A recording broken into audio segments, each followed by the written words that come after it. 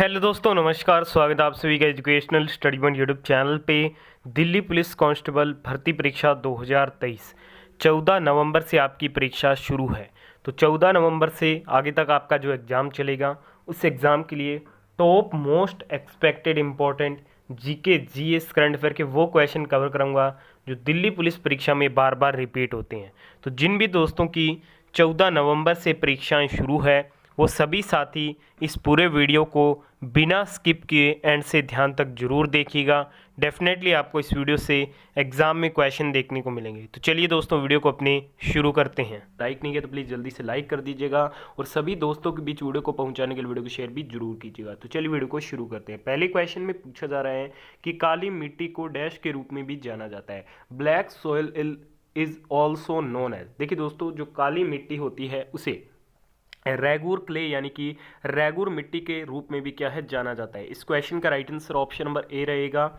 Second question में आपसे पूछा जा रहा है कि पीवी सिंधु किस खेल से संबंधित है। PV Sindhu is related to which sport. बात करते हैं पीवी सिंधु के बारे में, तो जो पीवी सिंधु है ये बैडमिंटन के खेल से संबंधित है। इसके अलावा साइना नेहवाल भी क्या है, बैडमिंटन के खेल से संबंधित है। और जो सानिया मिर्जा है वो टेनिस के खेल से संबंधित है। ठीक है, तो ये बार बार रिपीट होने वाले क्वेश्चन आप जरूर ध्यान में रखिएगा। अगले क्वेश्चन में पूछा जा रहा है कि दक्षिण भारत की सबसे लंबी नदी कौन सी है। Which is the longest river of south India. दक्षिण भारत की जो सबसे लंबी नदी है वो है आपके गोदावरी रिवर। गोदावरी नदी दक्षिण भारत की क्या सबसे लंबी नदी है। क्वेश्चन नंबर 4 में पूछा जा रहा है कि किस ग्रह को सुबह का तारा व सांझ का तारा के रूप में जाना जाता है। Which planet is known as morning star and evening star. तो morning star and evening star के रूप में किस प्लैनेट को जाना जाता है, तो ये जाना जाता है शुक्र ग्रह को। Correct answer option number B रहेगा इस क्वेश्चन का। बढ़ते हैं अगले क्वेश्चन की ओर। नेक्स्ट क्वेश्चन में आपसे पूछा जा रहा है कि कौन सा अनुच्छेद भारतीय नागरिक को समानता का अधिकार प्रदान करता है। Which article provides the right to equality to Indian citizen. तो देखिए दोस्तों, भारतीय नागरिक को समानता का जो अधिकार प्रदान करता है वो करता है अनुच्छेद 14। Right answer option number D रहेगा इस क्वेश्चन का।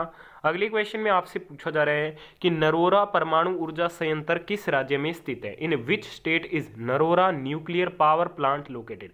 नरोरा परमाणु ऊर्जा जो संयंत्र है वो आपके उत्तर प्रदेश में क्या है स्थित है। C number option will be the right answer. बढ़ते हैं अगले क्वेश्चन की ओर। अगले क्वेश्चन में पूछा जा रहा है, देखिए दोस्तों, नेक्स्ट क्वेश्चन में पूछा जा रहा है कि विश्व का सबसे बड़ा रेगिस्तान कौन सा है। Which is the largest desert in the world. तो विश्व का सबसे बड़ा जो रेगिस्तान है वो है सहारा मरुस्थल, सहारा डेजर्ट। ठीक है, right answer option number C रहेगा। अगले क्वेश्चन में पूछा जा रहा है कि मानस राष्ट्रीय उद्यान किस राज्य में स्थित है। In which state is Manas national park located. Manas जो राष्ट्रीय उद्यान है ये आपके असम राज्य में क्या है स्थित है। Option number A will be the right answer.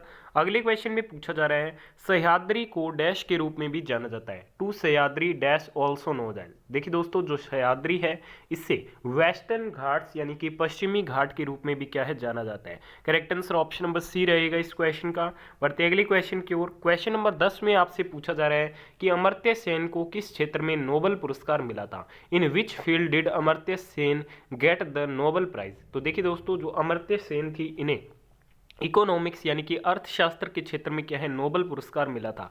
Right answer option number C रहेगा इस क्वेश्चन का। देखिए दोस्तों, वीडियो में आगे बढ़ने से पहले मैं आपको बता दूं, अभी तक आपने इस वीडियो को लाइक नहीं किया तो प्लीज जल्दी से लाइक कर दीजिएगा। वीडियो में टारगेट रखेंगे पूरे 1000 लाइक्स कंप्लीट करने का और 1000 दोस्तों के बीच आप इस वीडियो को शेयर भी जरूर कीजिएगा और वीडियो में ध्यान से एंड तक बने रहिएगा। वीडियो को बिना स्किप किए एंड तक जरूर देखिएगा, तभी आपको इस वीडियो से एसएससी एमटीएस हवलदार एग्जाम 2023 में क्वेश्चन देखने को मिलेंगे।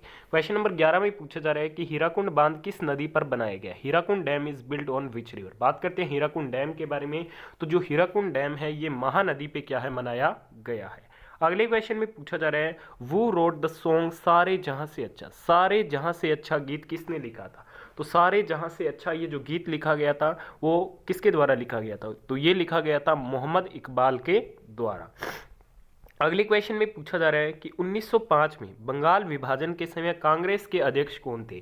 वो was the president of Congress at the time of partition of Bengal in 1905। तो 1905 में बंगाल विभाजन के समय कांग्रेस के अध्यक्ष कौन थे, तो ये थे आपके Gopal Krishna Gokhale. Right answer option number A रहेगा। अगले क्वेश्चन में पूछा जा रहा है कि 2011 की जनगणना के अनुसार किस राज्य की साक्षरता दर सर्वाधिक थी। हाईएस्ट लिटरेसी रेट सेंसस 2011 की अपने बात करते हैं तो वो थी आपके केरला की। B number option will be the right answer. अगले क्वेश्चन में पूछा जा रहा है कि भारत के राष्ट्रीय ध्वज का डिजाइन किसने तैयार किया था? वो design the national flag of India. तो इसका जो डिजाइन तैयार किया गया था वो तैयार किया गया था पिंगली वेंकैया के द्वारा। Correct answer option number A रहेगा इस क्वेश्चन का। बढ़ते अगले क्वेश्चन की ओर। सेक्शन बी में हम सामान्य विज्ञान के क्वेश्चन कवर करेंगे 16 से लेकर 30 तक। तो 16वां क्वेश्चन है कि एक अश्व शक्ति कितने वाट के बराबर होती है? 1 horse power is equal to how many watts? तो एक जो अश्व शक्ति होती है वो 746 वाट के क्या है बराबर होती है। नेक्स्ट क्वेश्चन में आपसे पूछा जा रहा है कि आकाश का जो रंग है वो नीला क्यों दिखाई देता है? तो देखिए दोस्तों, जो आकाश का रंग नीला दिखाई देता है वो किस घटना के कारण दिखाई देता है? तो ये दिखाई देता है प्रकाश के प्रकीर्णन के कारण, स्कैटरिंग ऑफ लाइट के कारण ये क्या है हमें नीला दिखाई देता है। Right answer option number A रहेगा इस क्वेश्चन का।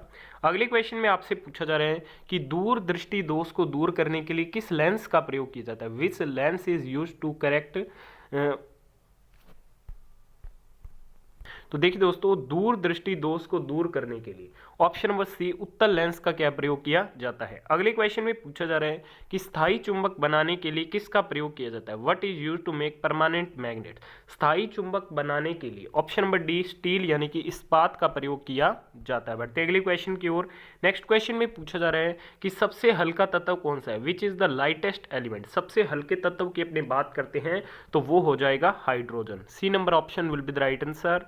नेक्स्ट क्वेश्चन में पूछा जा रहा है व्हाट इज एयर। वायु क्या है? तो वायु क्या एक मिश्रण है, मिक्सचर है। अगले क्वेश्चन में आपसे पूछा जा रहा है कि गुब्बारे में निम्न में से कौन सी गैस भरी होती है? Which of the following gas is filled in the balloon. गुब्बारे में निम्नलिखित में से कौन सी गैस भरी होती है? तो ये भरी होती है helium gas. Right answer option number C रहेगा इस क्वेश्चन का।